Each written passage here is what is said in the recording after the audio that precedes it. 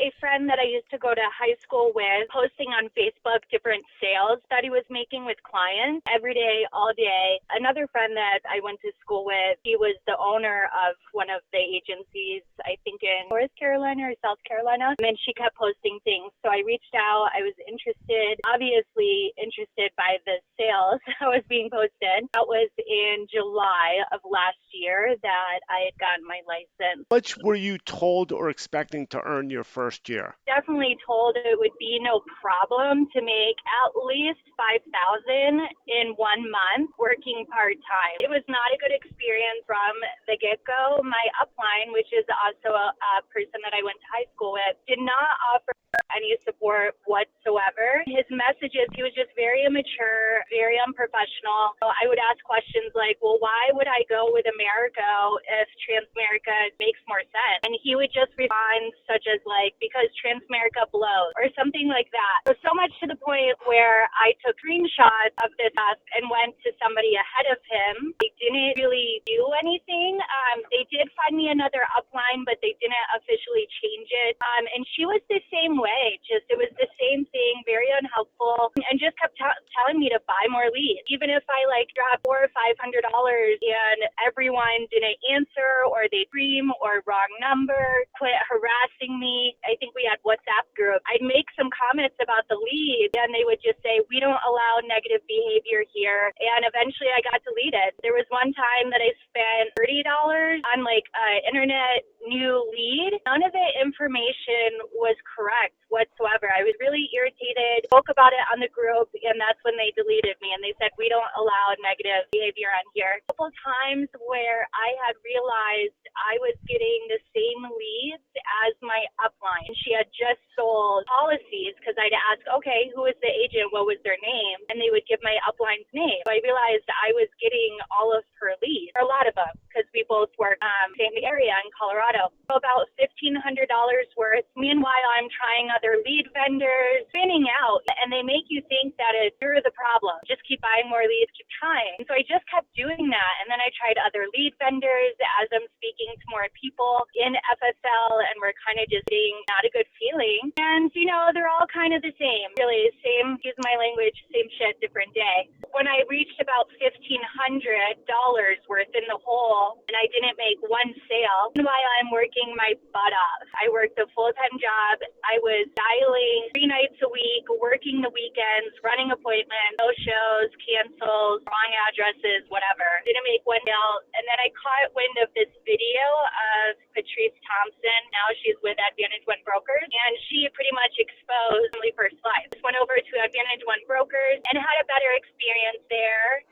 And I from there, I actually was making about $4,500 a month. Their leads were much better. Eventually, I did find out that I was getting the same leads as my upline and replacing her policy, not knowing it. With that stuff coming up with Advantage One, just dumping more money, not having a big turnaround as much as I wanted or was promised, I just honestly have just let it go. I'm just really over it. I just kept getting blown smoke and mirrors and chasing this carrot that was just not ever really achievable unless you have $20,000 of disposable income to put towards really good leads. I have been to these 6 day per week video conference calls that I give, and I say the same thing over and over. I say your job is to get in front of people. Your job is to close deals. Getting in front of people is synonymous with the word lead generation. So if you outsource your job from day one when you don't have a job yourself, that's not from the book of very good ideas. I learned the hard way, that's for sure. I was in the WhatsApp channels and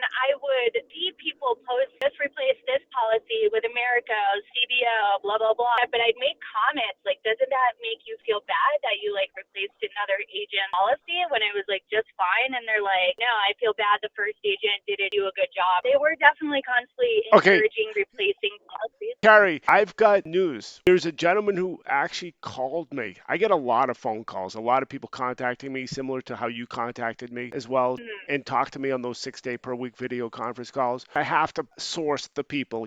I can't say, hey, this happened and it's not true. I did get an anonymous phone call from a gentleman who had this spat with FFL. He's called me from an anonymous call. I can't figure it. It's a Google phone, he said. But I knew he was in the business based on his tone of voice. He also sent me an email that everything's anonymous. He says he's going to be at the trial, but you could never tell. The reason he didn't want to expose himself is because even though he's not contracted at all with FFL, he's still buying their leads. And he knows everything that I know. He knows everything that you know. He knows everything that Greg Birch knows and Tyra Hamilton knows. I feel like I may know who that is. And what triggered that was when you say he still buys Family First Life leads. And if I heard his voice, I bet I could match his name. What I'm going to say is we're gonna keep him out of this until proper time. There's a decent possibility he will fly to West Palm Beach at the proper time, so I don't want to hurt his life. I'm just saying I'm not mentioning a name, but I joined his company, I think in between Family First Life and Advantage One, and he was buying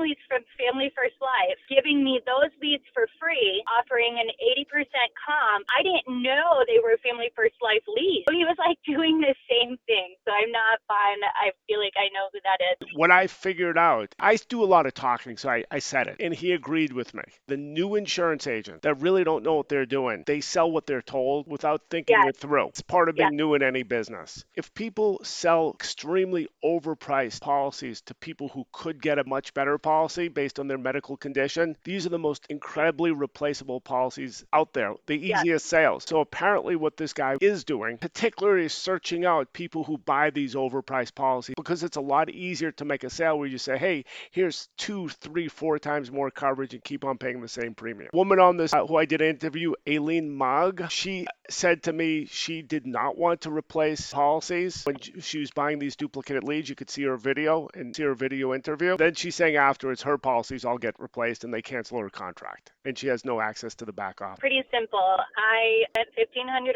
at zero sales and I worked my butt off, and in Advantage One brokers I started to actually make money, the money that I had thought. So there's that for comparison. I also worked with that middle company through this guy that I think is the one you're talking about, and he was selling me giving me FFL leads and didn't make any money. I don't know the gentleman's names. I was under the impression it was actually him replacing policies. I know that he is. I mean, there was multiple times he's like, just replaced another Family First Life America policy. It could be. So, and I want this gentleman to show up at trial come September. Eventually his thing is going to collapse because they're going to figure out that he's not selling policies through them. The main thing that I want to mention is they definitely push like americo, and there were many times that I questioned my upline and he wouldn't give me a good reason. Now I understand why, and that's because americo pays high commission. I saw 185 to the IMO. I do know companies such as National Life Group, the highest they go is 135. By the way, the 185 does not include the bonus. It wasn't a good experience. I continued to run into what felt deceitful people. Even the owner of my agency that somewhat recruited me was just never anywhere to be found of any help. Did you request your money back, your $1,500 back? I would have to. There's a gentleman, if you look at our playlist, there's a gentleman who requested $1,600 and he got it back. If you go through your old emails, you'll see steps I would recommend to get money back from any company that sells bogus stuff. I'm sure there's a process. The first process is to request it. I've just been honestly trying to piece my life together since that shit show. I know on your conference calls, it seems like you have good intentions and you really do try to help agents. Kari, in the land of blind, if you have one eye, you're a king. You don't have to be such a great guy in this insurance industry to be the equivalent of the most honest person in the world, it seems, after me speaking to literally hundreds and hundreds, if not thousands of people with the same identical story. I'm repulsed by the insurance industry and disgusted. So much resentment. I can't tell you maybe 1 or 2 good people that were honest and not selfish and self-seeking. It was disgusting. 6 days a week I'm on that calls. It's an interactive forum. People are welcome to say whatever they want, as opposed to these other forums where it's only the leaders who are speaking only the salespeople. There's no interaction. And based on what you told me about the WhatsApp group, Well, you can, but you get deleted. Anytime any agent, I knew multiple friends that were new in the business, new to FFL. Anytime they exposed their experience on the garbage leads, they would get deleted immediately. They would put it on you and say, you need to be a team player. We don't allow negative attitudes in here. You just need to work harder. And just, it was like just gaslighting or narcissistic. I was always wondering how these office managers and uplines are pushing the leads so much. If they're not making money, a cut of that lead money, why are they doing it? There's more information that I have. The upper people, they don't buy those leads. They have other sources. I cannot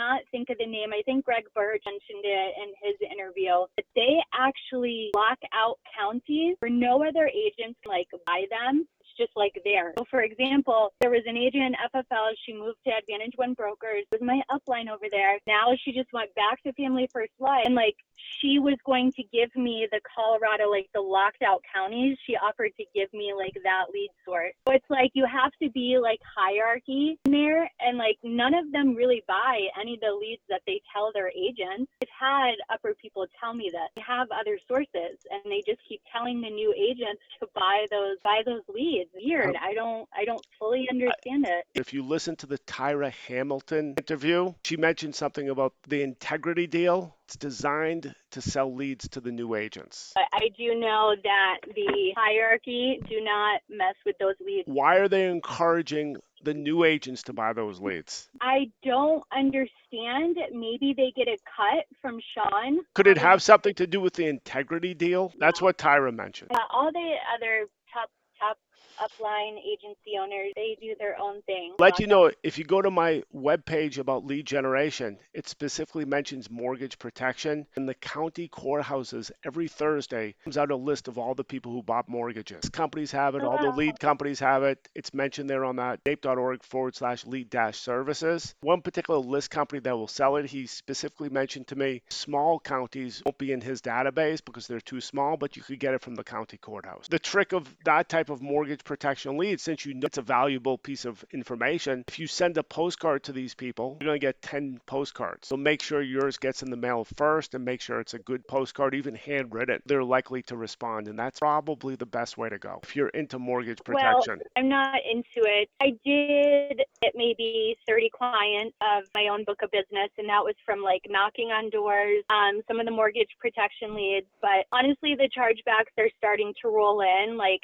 No sale is no commission that you make is ever for keeps, and you get chargebacks, and it's just another thing that I do not like about this business. If you really know your stuff and you get people what's best for them, the likelihood of a chargeback is less. Are you selling them best policy in the market that couldn't be replaced? Oh yeah, I was done with selling Americo. I was selling, say, Kansas City Life or Mutual of Omaha, always had really good deals. I would get them good amount of coverage, always comparable. I use this website. It has all of the different carriers and it compares apples to apples. So you were actually offering professional services. I was going against what FFL taught me, Americo, everything. I was literally listening to their needs. I was putting it in the system and comparing prices to see where I could find them the most amount of coverage for the cheapest price. Which is what a professional person should be doing from day one. It wasn't me with Family First Life. It was $1,500 worth of junk